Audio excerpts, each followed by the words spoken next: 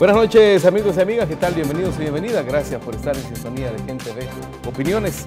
Hoy es viernes y como hemos estado durante los viernes del mes de septiembre, hemos estado hablando de la historia de nuestro país, de la historia de nuestra región centroamericana.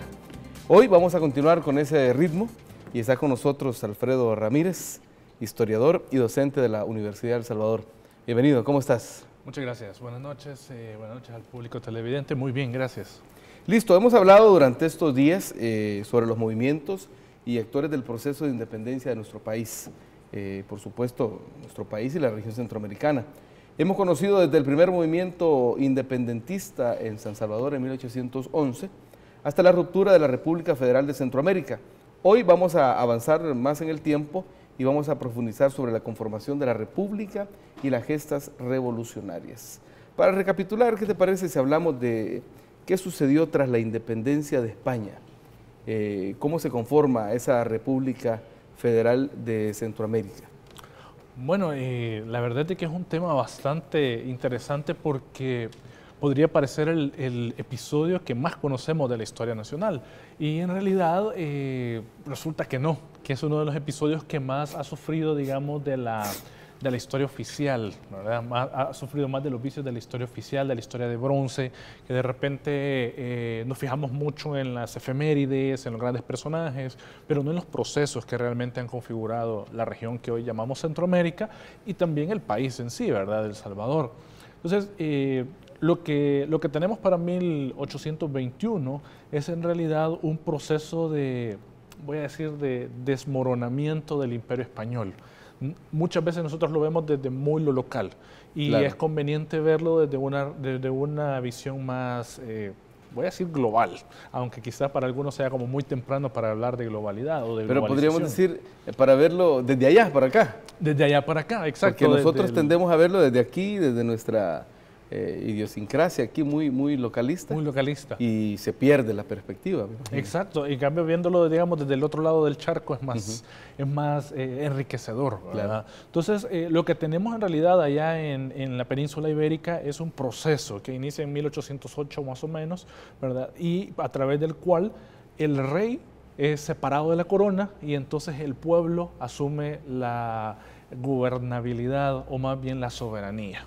Entonces las juntas de las diferentes localidades asumen el rol de jerarca del reino. Entonces en ese periodo, en el interregno, como le llama la historiografía hoy en día, donde Felipe VII es, Fernando VII, siempre me confundo con los Felipes, Fernando VII es quitado del trono, lo que existen son las juntas. Entonces el llamado a juntas lo que hace es aglomerar a la población, a los representantes del pueblo español, incluido América, incluido el continente, hoy lo que llamamos Latinoamérica, y lo que vamos a tener entonces en estas juntas son una serie de diputados o representantes que van a las juntas y que finalmente convocan a la construcción de la Constitución de Cádiz de 1812.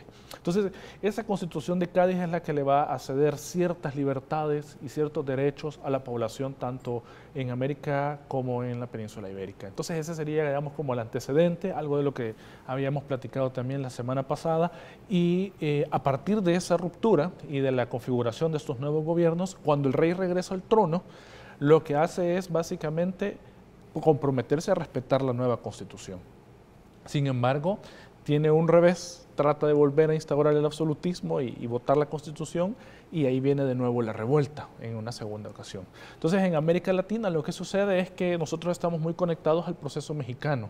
Entonces, en México, Agustín de Iturbide, que es general del ejército español, lo que hace es decir, bueno, señor presidente, señor rey, ¿verdad? Si usted no viene a América, yo voy a tener que declararme cabeza del gobierno. Entonces, le da, con el plan de Iguala, le da un ultimátum al rey, y ahí en 1820, 1821, estos 2 años, México básicamente se declara libre de España. Y de ahí, ciudad por ciudad, desde México DF, Oaxaca y así llegando hasta Chiapas, Guatemala, se va declarando la independencia del gobierno español. Entonces, ese es el proceso, digamos, por medio del cual la independencia llega hasta nosotros. Eso no quiere decir que no existan movimientos en lo local, por supuesto que siempre los hay, ¿verdad? Hemos hablado de 1811, 1814 y de ciertos sectores y grupos de la sociedad salvadoreña que buscaban la independencia de la provincia. Yo lo que he escuchado en ocasiones que hemos hablado con Adolfo y con Eugenia, es que, sobre todo con Eugenia, que mantiene la tesis de que el 1811 fue más una revuelta de barrios, una revuelta intestina, digamos, en la localidad, exigiendo mejoras, pero que obviamente era el escenario propicio para comenzar a hacer esos levantamientos populares que dan como resultado esa gesta que conocemos de 1811, pero obviamente es, digamos, como hay ¿cómo te diría? Ese deterioro del que me hablas que había en España, también se vuelve el escenario para que todas estas gestas tuvieran más resultados. Claro, lo interesante del trabajo de Eugenia, por ejemplo, es que ha trabajado desde la localidad, desde las pequeñas regiones que se empezaban a configurar en lo que iba a ser El Salvador, porque El Salvador es un invento, digamos, del siglo XIX. De repente como que duele el orgullo nacional decirlo, sí. Pero lo que existe es San Salvador, la provincia de San Salvador, y es esa provincia la que va lentamente, vamos a platicar un poquito de eso quizás durante el tiempo del programa, poco a poco esa provincia de San Salvador va convirtiéndose en la República del Salvador, ¿verdad? Entonces, a eso me refiero con invento, de que no nace como El Salvador, claro, sino que aparece como una provincia que después va tomando esta identidad. Entonces, Eugenia López lo que hace es observar desde lo local, y lo que ella encuentra es mucho malestar de la población. Y tenemos que imaginarnos esto, la gente en 1810, 1811 está acostumbrada al rey. Ellos quieren a Fernando VII, ¿verdad? Y le dicen el amado, el deseado, le llaman a él, de apodo. Y es porque la gente quiere que él esté de nuevo en el trono. ¿Por qué lo quieren? Porque Napoleón Bonaparte ha invadido España. Entonces lo ven como un invasor. Aquí en el Sonsonate, ahí el Códice de Sonsonate se llama el libro, ahí en ese libro uno puede ver cómo se dan juras, cómo se dan fiestas que están jurando lealtad al rey. ¿Sí? Entonces acá en la localidad, en el espacio de la provincia de San Salvador, y no es raro, porque la gente lo único que ha conocido es el rey, la autoridad del rey. Claro. Poco a poco las ideas ilustradas, y aquí es donde Adolfo Bonilla también con su trabajo ha entrado en escena, poco a poco las ideas ilustradas desde arriba empiezan a llegar a la población, y desde abajo el descontento con las autoridades locales y con el intendente sobre todo empieza a generar un descontento. Entonces desde abajo hay problemas, desde abajo hay inconformidad, y desde arriba hay ideas novedosas que hablan de independencia, de libertad, de división de poderes y de poner un fin al absolutismo. Entonces la cosa se pone interesante. Aparte llega a Estados Unidos, o más bien las 13 colonias, en 1776 con esta idea del federalismo, que es algo muy novedoso para los sansalvadoreños. Entonces ahí tenemos ya esa mezcla de ideas nuevas. Y allí es donde surge la idea de hacer, después de la independencia, porque otra cosa que hemos hablado bastante es ese, ya tenemos la independencia, ¿y ahora qué? ¿Qué hacemos con estas provincias? ¿Qué hacemos con esta gente? ¿En qué nos convertimos ahora que ya no dependemos de la corona española? Hubo todo ese debate hasta llegar al primer intento de Provincias Unidas de Centroamérica. Sí, exacto. Es decir, cuando Centroamérica, más bien el Reino de Guatemala, como es su nombre colonial, ¿verdad?, decide convertirse en Centroamérica, su primer nombre es las Provincias Unidas del Centro de América, que no es un nombre tal cual, sino más una obviedad, una autodeterminación del espacio geográfico que ocupa Centroamérica.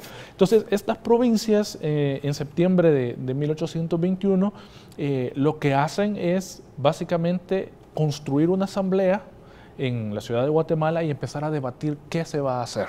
Una vez declarada la independencia, hay que buscar la mejor forma de gobierno.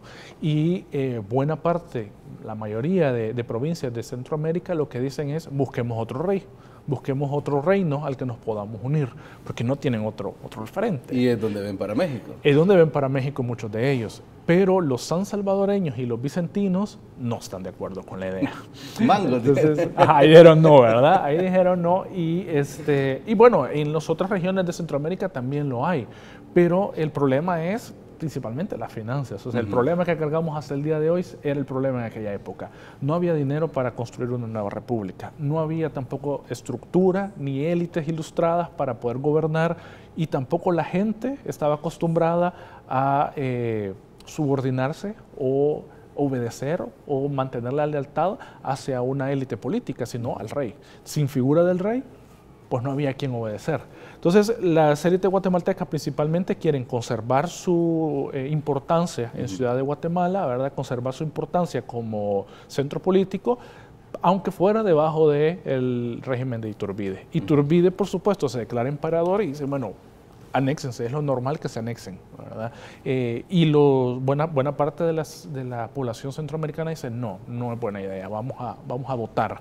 Se hace la votación, casi todos dicen que sí, algunos se abstienen, y finalmente San Salvador y San Vicente dicen, no, si ustedes quieren, únanse, pero nosotros no nos vamos a unir.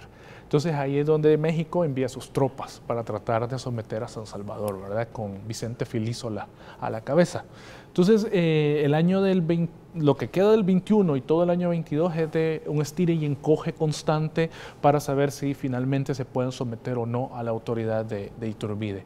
Cuando San Salvador finalmente es doblegado y a través de las tropas es sometido, se da la anexión. Y ahí sí, pues Centroamérica envía diputados incluso a México, ¿verdad? Y se tiene ya el proceso, digamos, bueno, sí, el proceso de anexión y el proceso también de empezar a madurar políticamente en esa lógica del imperio mexicano. Pero no fue tan fácil doblegar a San Salvador y San Vicente, ¿verdad? No, San Salvador... se registran batallas duras, sobre todo con San Vicente. Sí, hay batallas importantes, digamos. San Salvador va a resistir la invasión primero de Guatemala, de las tropas guatemaltecas, las cuales derrota, ¿verdad? Y después, ya con las tropas de Filísola, ahí sí hay unos encontronazos bastante fuertes hasta que finalmente Filísola logra someterlos. Pero esto se ha pasado a la historia nuestra, a la historia de bronce, digamos, a la historia nacional, se ha pasado como los grandes héroes de la independencia, como las grandes batallas, pero estas no son batallas de independencia, estas son batallas después del proceso de independencia, ¿verdad? Son unos cuantos meses, pero son después. Algo interesante que pasa en el caso de Centroamérica, a diferencia de otras regiones como Suramérica y Norteamérica, es que aquí primero tenemos independencia y después las guerras. Y allá, ¿verdad?, al norte y al sur, primero las guerras y después la independencia. Exacto. Entonces, eso es un proceso sumamente interesante que todavía necesita investigación, todavía necesita trabajo. Lo que sabemos son, digamos, a rasgos generales, el proceso en sí, y sabemos algunos detalles concretos, pero todavía falta mucho que hacer, ¿verdad? Entonces, esa Provincias Unidas, ¿cuánto dura? Dura de septiembre del 21 hasta julio del 24, más o menos, ¿verdad? Cuando ya, hasta principios del 24, cuando ya Iturbide sale del poder y ya se da todo el proceso de reorganización. Entonces, pero vamos a ver, Provincias Unidas anexadas a México. Primero solas y después anexadas a México cuando se suman al proyecto mexicano, ¿verdad? Entonces tendríamos septiembre del 21 en adelante, enero del 22, si no me equivoco, es cuando se anexan. Meses. La mayoría, ajá. De ahí pasa con varios meses El Salvador peleando, ¿verdad? Hasta que finalmente se somete, y a finales del 23 cae Iturbide. Entonces, casi que un año, digamos. Siempre con el nombre Provincias Unidas. Ya en el 24, a finales del 23, inicios del 24, las provincias siguen llamándose de esa forma, con una asamblea constituyente que está buscando qué forma darle a estos espacios, ¿verdad?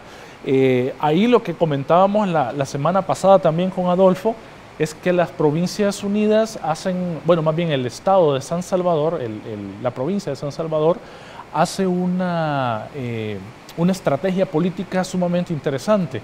Decreta la anexión a Estados Unidos. Y eso es algo que aquí en El Salvador muchas veces se ha visto con algo de pena, con algo de, híjole, como tapémoslo, ¿verdad? No lo digamos, pero existe el documento, ¿verdad?, el decreto donde se anexan, y una carta también de intenciones de Matías Delgado, donde hacen clara su intención de unirse a Estados Unidos por la libertad y el progreso que esa nación está demostrando, en contraposición al despotismo mexicano en Iturbide, ¿verdad?, acuerpado en Iturbide. Entonces, esa es una estrategia política, no lo tenemos que ver como que vendimos nuestra libertad recién adquirida, ¿verdad?, para anexarnos a otro país. Acordémonos que Estados Unidos es una asociación de estados. Entonces, lo que hacen es unirse a Estados Unidos para que México no lo someta. Entonces lo que buscan es a alguien más grande, ¿verdad? Que pueda hacerle frente a México y los defienda a los sansalvadoreños de esa posible anexión, ¿verdad? Al final el viaje es infructuoso, ¿verdad? La correspondencia y los documentos quedan en manos del encargado de negocios colombiano allá en Estados Unidos, que queda como representante, digamos, ad honorem, o el representante casi de imprevisto de Juan Manuel Rodríguez y de Manuel José Arce, que son los que van a Boston a hablar con el presidente.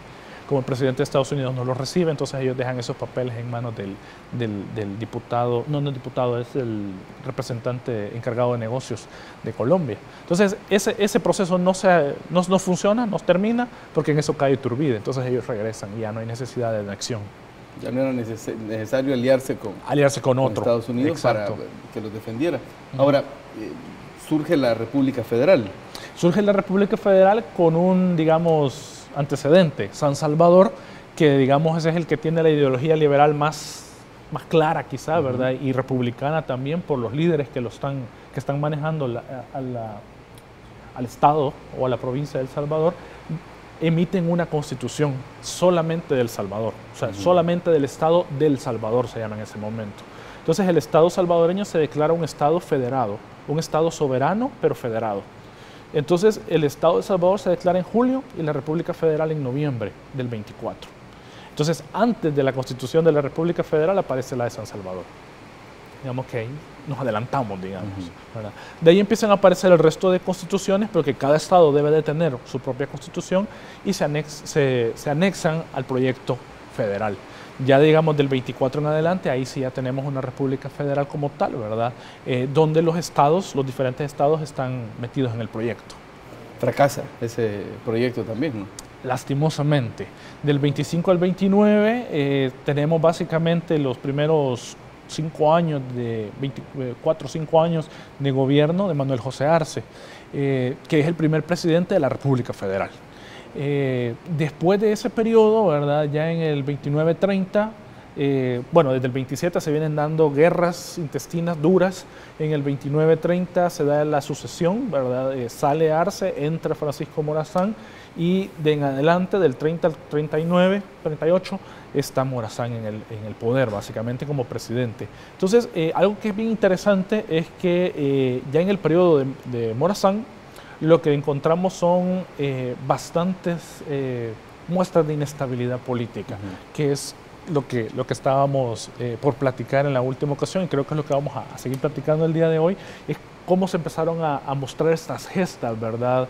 Que podríamos llamar, o más bien la historiografía le ha llamado desde revueltas y motines hasta casi revoluciones. En la época se le conocieron a muchas como revoluciones, de hecho. Ahí es donde nos encontramos el levantamiento indígena de los nonualcos. Así es. ¿Qué sucede? ¿Cuál era el contexto? Ya nos estaba un poco ilustrando con respecto a que era el tiempo de Morazán.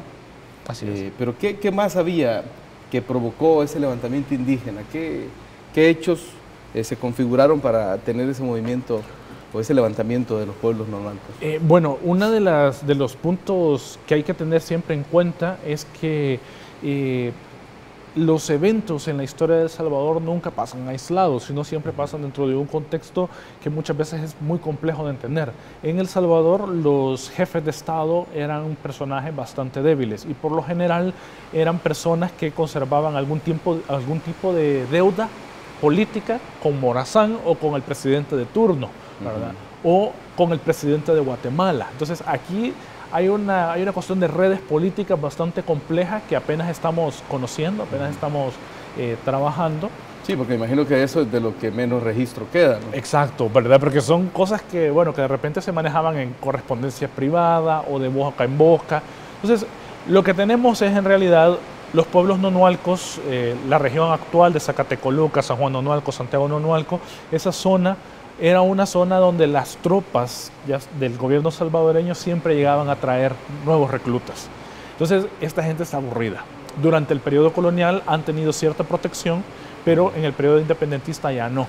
Y las guerras constantes, las guerras civiles constantes, están llegando y sacando a esta población, arrancándola de su familia y su comunidad y llevándola a otros lugares a hacer guerra. Entonces, la región de los Nunalcos ha sido, digamos, bastante violentada por el Estado salvadoreño en ese sentido para 1932-33. Para 1932 lo que tenemos son levantamientos por todas partes. Tenemos curas liderando motines en Ahuachapán y en Tejutla. Tenemos levantamientos de indígenas y también de mulatos en San Miguel. Tenemos personas también sublevadas en la región de los Nonualcos, incluso antes de Aquino, ¿verdad? Y tenemos también problemas en los barrios cercanos a San Salvador, barrio La Vega, barrio El Calvario, incluso San Jacinto, que son pueblos de población mulata, de población mezclada. ¿En contra de quién? Del jefe de Estado sansalvadoreño. Entonces, lo que tenemos... Vamos a ver, hasta el momento, porque tengo una pregunta que nos hace una amiga. ¿Desde cuándo somos salvadoreños? ¿Desde cuándo, o sea, en qué momento surge ya el concepto de, bueno, porque veo que te referís en muchas ocasiones a San Salvadoreño, porque ya me aclarabas que al principio era la provincia de San Salvador. Exacto. El Salvador como tal no existía. No, como tal, no, exacto. Entonces, ¿en qué momento es que, perdón que demos este salto, pero tengo esa pregunta de una amiga que está viendo, ¿en qué momento El Salvador es El Salvador y entonces por lo tanto somos salvadoreños? El Salvador da su declaratoria como Estado, digamos, soberano en 1824, cuando se construye la primera Constitución. Listo. Sin embargo, antes de eso ya existe la Asamblea Constituyente, es decir, que hay una asamblea, un cuerpo de gobierno desde 1821, o sea, desde el momento de la independencia hay un cuerpo de gobierno. Lo que no tiene claro todavía y el debate duro es qué tipo de gobierno vamos a tener, una república agraria, una república comercial, abierto al turismo, cerrado al turismo, al comercio internacional, ¿verdad? Abierto, cerrado al comercio internacional, ¿qué vamos a hacer con nosotros? Ese debate entre el 21, 22, 23 con el episodio mexicano, ¿verdad?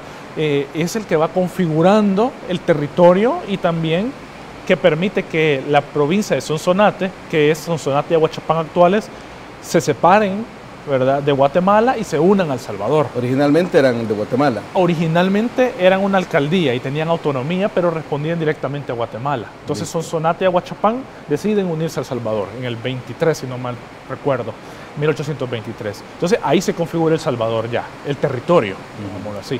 En el 24 tenemos la primera constitución, en el 40 tenemos la segunda constitución, en el 59 tenemos una declaración de independencia donde nos declaramos Estado libre, soberano y además república en 1859. Esa es, digamos, la declaratoria de república como tal. Y en 1915 tenemos ya la declaración de República de El Salvador.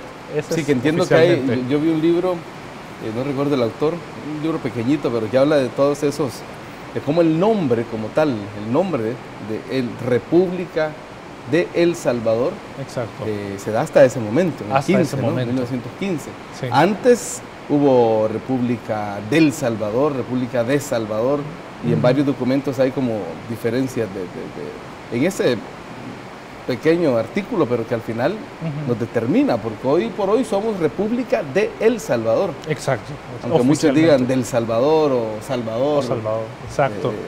Pero hubo todo un venir y traer sí, de varios documentos. Todo un debate para construirlo, ¿verdad? Porque recordémonos que nosotros estamos viendo el pasado desde el presente. Claro. Y claro, para nosotros la cosa ya está dada, pero es un proceso, es una construcción, ¿verdad?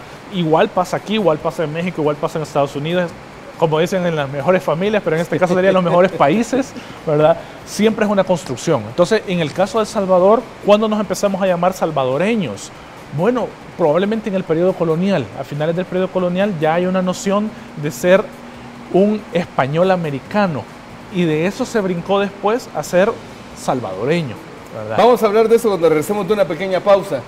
Ya quisiéramos tener el DeLorean para viajar en el tiempo, claro, y poder ir a vivir esos tiempos para contar la historia como realmente fue, pero de momento lo que tenemos es el trabajo que hacen ustedes de escudriñar documentos, interpretarlos, porque nunca están así explicados, sino todo lo contrario, hay que unir eslabones para contar y poder tener un acercamiento a lo que somos, de dónde venimos, y por lo tanto pues, poder trabajar para determinar hacia dónde queremos ir como país.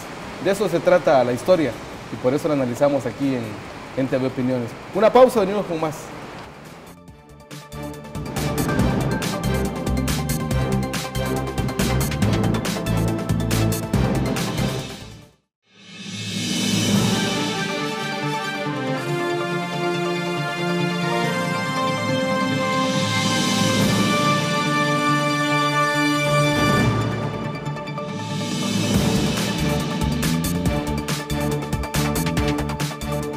Historia, ahí. Bueno, la historia debe ser algo importante para nosotros, para conocernos como país y por qué no como ciudadanos, porque esa historia está en nosotros, ¿no? Mi papá, por ejemplo, es descendiente de una mujer de Chiltepán. Morenito, mi papá, morenito, sí, la chata. Y mi mamá es una mujer chelita, pero chelita, así de esa como que parece salporcito, de Metapán. Sí. Entonces, de esa combinación vengo yo. Mi mamá obviamente debe tener más ascendencia, digo, española que otra cosa, por la región y por su tono de piel, ¿verdad? Canche. Así. Y mi papá, un moreno, ¿verdad? Fue así, grueso, fuerte, obviamente más sangre indígena, pero de ahí venimos, de esas historias, de esas gestas. Claro, incluso nuestro carácter, por ahí leí una tesis, una hipótesis que hay del origen de la violencia que vivimos, ¿verdad? Bueno, todos estos levantamientos tuvieron mucho de violento, ¿verdad? Claro, bastante. Contanos lo que pasó justo en esa etapa donde aparece un personaje, Anastasio Aquino, ¿verdad? En esas revueltas de esa época entre los nonualcos. ¿Qué pasó ahí? Estábamos a punto de entrar en ese contexto histórico. Así es. Bueno, lo que tenemos entonces es un contexto de guerra civil. 1832 es recordado por ser un año donde básicamente todo el estado de El Salvador está alzado, como dicen en la época, está alzado, está revolucionado. Entonces, lo que se encuentra es este grupo de indígenas nonualcos que son soldados, guerreros muy fuertes, que son conocidos por ser aguerridos, ¿verdad?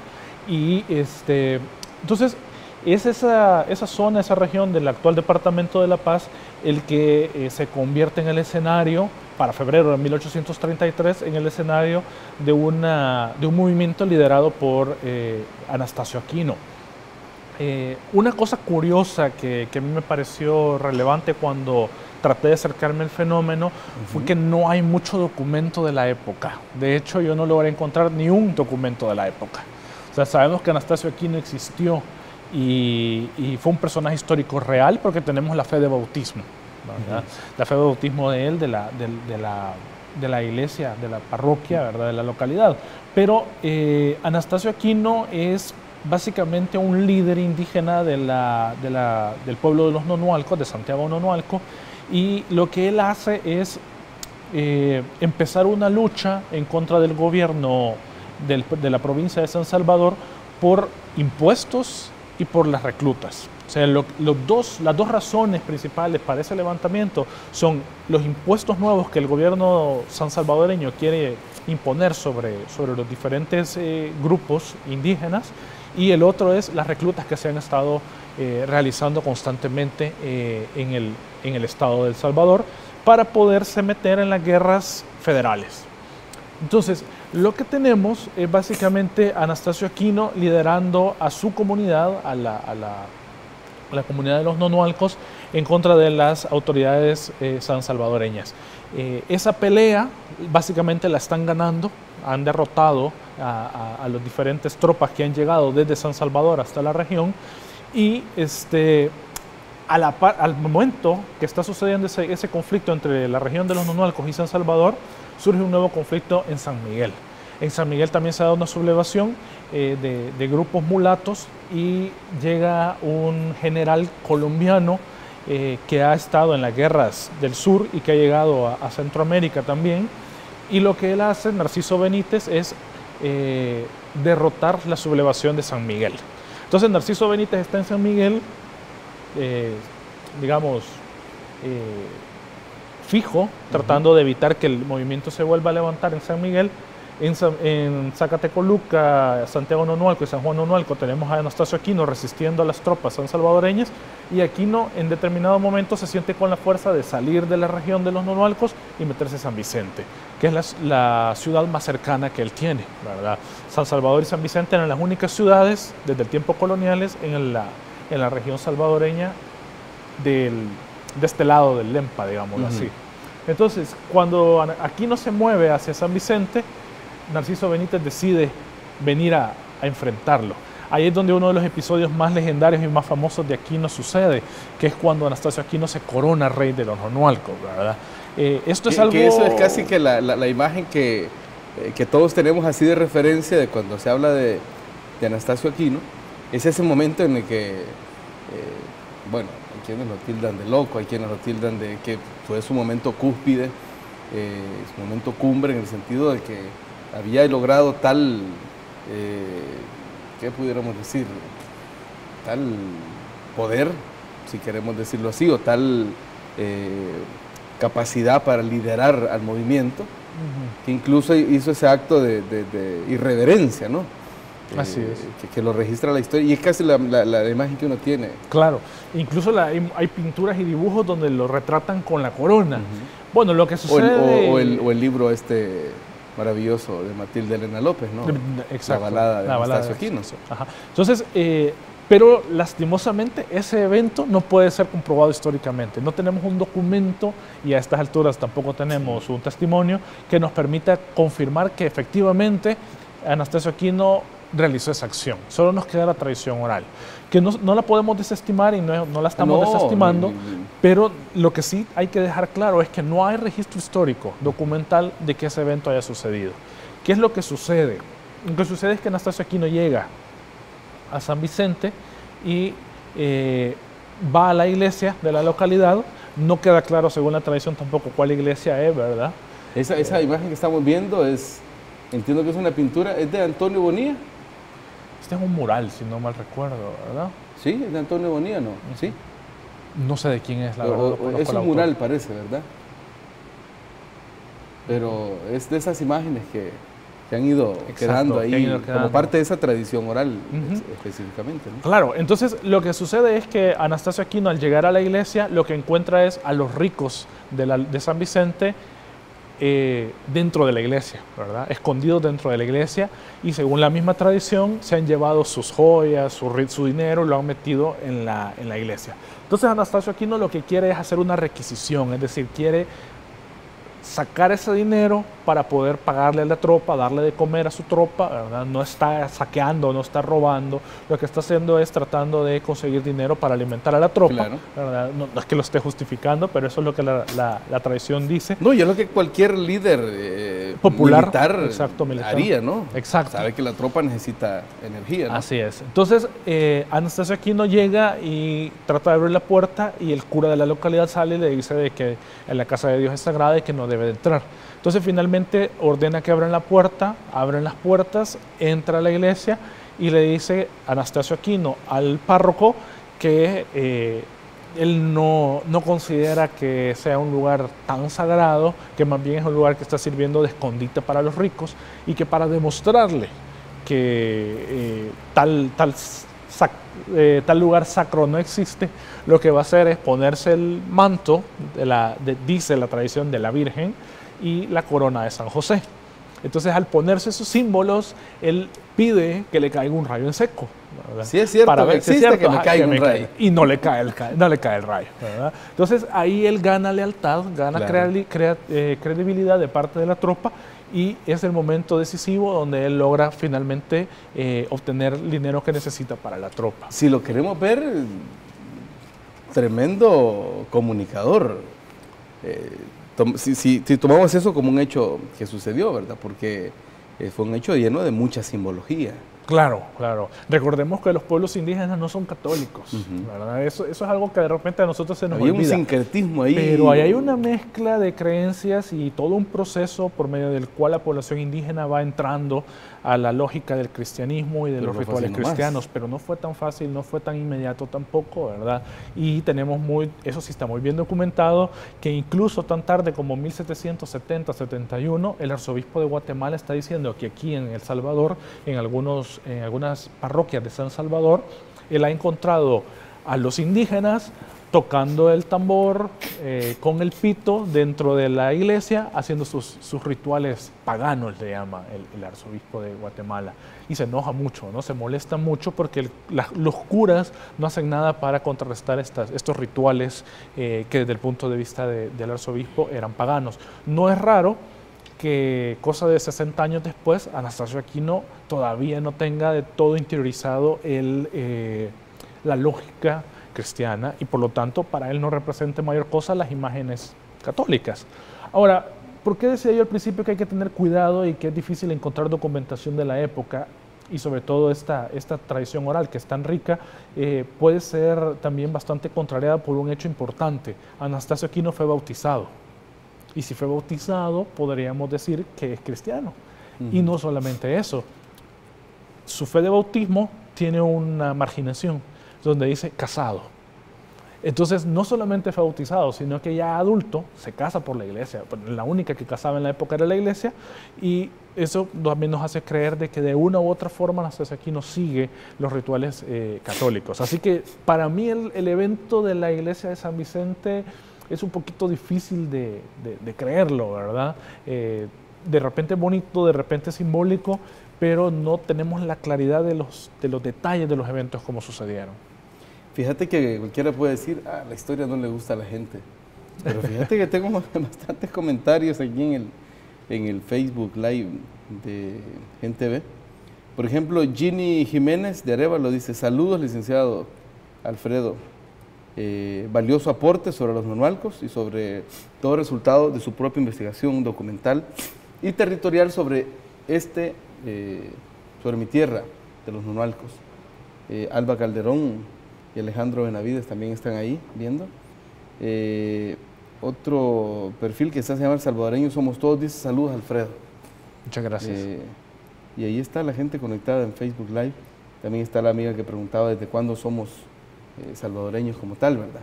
Ahora, ¿qué pasa después? Este levantamiento, esta gesta, termina. Termina trágicamente. Sí. Anastasio Aquino tiene un grupo cercano de seguidores que también son sus consejeros, y uno de ellos, que le dicen de apodo el Cascabel, lo traiciona finalmente. O sea, en todo este ir y venir entre la región de los Nonualcos y San Vicente, finalmente lo que aparece, lo que surge es que Anastasio Aquino se va a la montaña o al monte, como le llamamos, ¿verdad?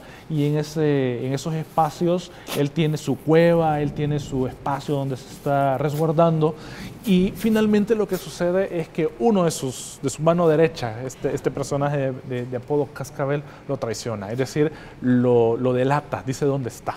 Esto sucede en el Cerro del Tacuacín. El Cerro Tacuacín y la zona rural, digamos, no montañosa, pero el monte como le conocemos popularmente. Ahora, yo siempre he tenido la duda, hay una montaña que es linda cuando uno pasa, que va sobre el litoral y gira la vista hacia el sector de los Nonualcos, y hay una montaña así, con acantilados, una montaña que yo daba por hecho que ese era el cerro, el Tacuacín, pero Ricardo Castellón, que estuvo haciendo una investigación en esa zona, me dice que no es esa exactamente, esa que se ve cuando uno va por el litoral y gira y ve esa montaña enorme, así con picos y todo, sino que el cerro del Tacuacín es otro cerro menos elevado, que está en la misma zona, pero a mí me hubiese encantado que fuera esta.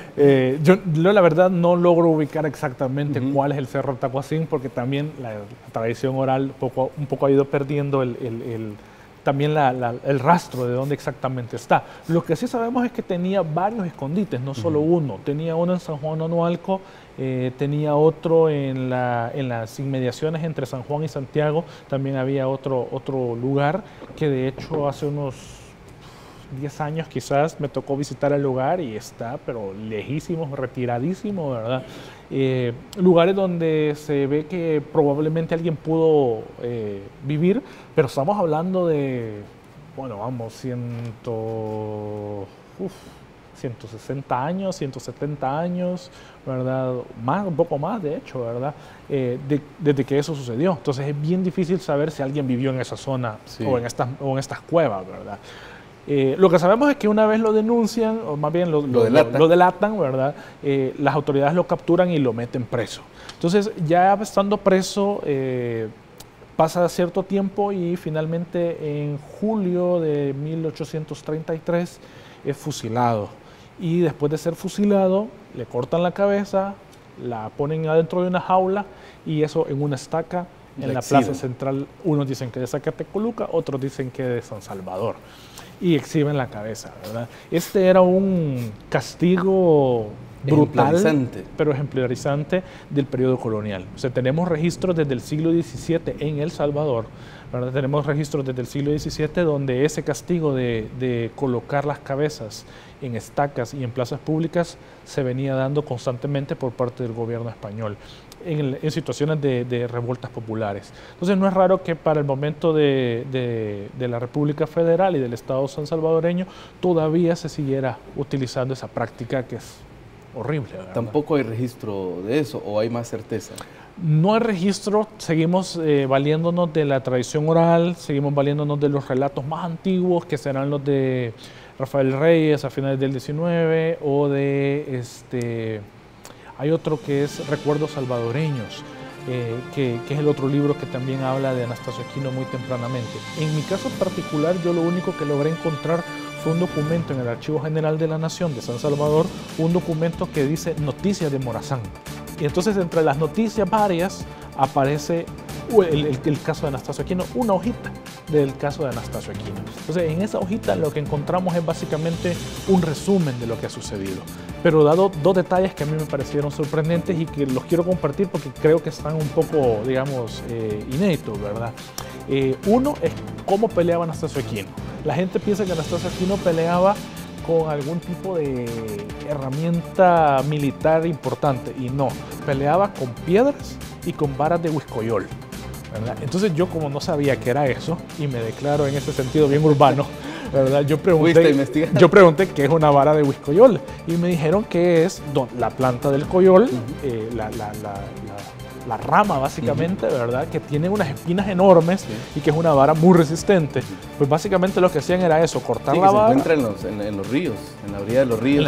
Exacto. Ahí crecen así como que fuera bambú, pero es lisa. Exacto. Y es muy resistente. Es muy resistente y tiene también espinitas. Entonces me decían, con esos te pegan en la espalda con uno de esos y ya no volvés por otro, ¿verdad? Fíjate que tengo más saludos, dice Telvia Moreno. Gracias por compartir tus conocimientos, Alfredo, y enriquecernos para que se concreten en el aula con esa parte de nuestra historia. Marina Castillo dice, saludos, licenciado Ramírez, excelente presentación de nuestra historia, viéndoles desde Concord, California. Y Ginny Jiménez de Arévalo dice, vamos a la cueva del Indio Aquino, dice, y la Casa Peña, que son lugares de dominio de los onoalcos. En esa época, el Cerro del Tacuacín es confundido a menudo con el Cerro de Rosario de la Paz. Esa que es la confusión que yo te estaba planteando. Bueno, me dicen que tenemos que hacer una pausa. Ya en minutos regresamos. No se cambien. Quédense con nosotros.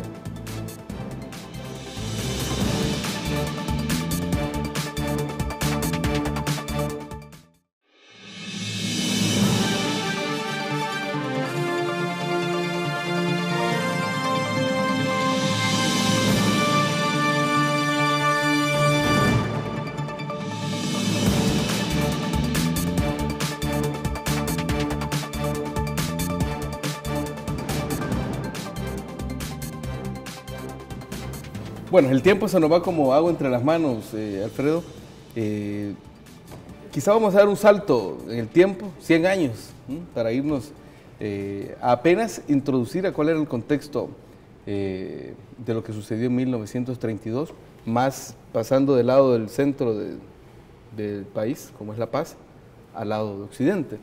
Ahí se da el levantamiento de 1932, una de las masacres más terribles que han existido. ¿Qué pasó ahí? Porque hay todo un debate en torno a si levantamiento comunista o realmente era la gente muriéndose de hambre. Bueno, es un tema difícil, de verdad es un tema difícil, espinoso, y quizás solamente aprovechar la excusa para hablar, rematar una cosita de 1833 y después saltar 100 años.